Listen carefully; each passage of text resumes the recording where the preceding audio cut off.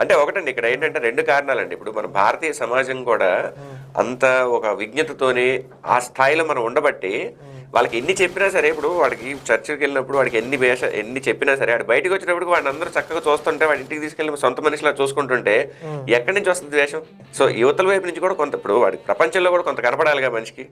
కనపడట్లే. ప్రపంచంలో అందరూ ఆయన మంచిగానే చూసుకుంటున్నారు. ఎవరు నువ్వు క్రైస్తవుడు అని చెప్పి ప్రత్యేకంగా అతని మీద ఎవరు ద్వేషాన్ని ప్రదర్శించట్లేదు. క్రైస్తవులుగా మారిన తర్వాత వాళ్ళే హిందుత్వం మీద ద్వేషం చూపిస్తున్నారు తప్పించి. అది కూడా ఈ మధ్య ఎందుకు వస్తుంది? వాళ్ళు ప్రసాదాలు తీసుకోవడం మానేయడం ఇలాంటి వాటి వల్ల వస్తుంది తప్పించి మన సైడ్ నుంచి ఎప్పుడూ లేదు. మీకు యాక్చువల్గా తమిళనాడుకు సంబంధించిన కొంతమంది ఇంటలెక్చువల్స్ కూడా భారతదేశంలో మనం చేసే ఈ పోరాటానికి ముఖ్యమైన అడ్డంకి క్రైస్తవుల్లో ఉన్న దేశభక్తి అని ఒక వ్యక్తి ఒక పెద్ద పత్రికకు సంబంధించిన ఎడిటరు చెప్పడాన్ని రాజు మల్హోత్రా గారు బ్రేకింగ్ ఇండియా పుస్తకంలో కోట్ చేశారు. అంటే క్రైస్తవులకి దేశభక్తి ఉంటుందంటారా?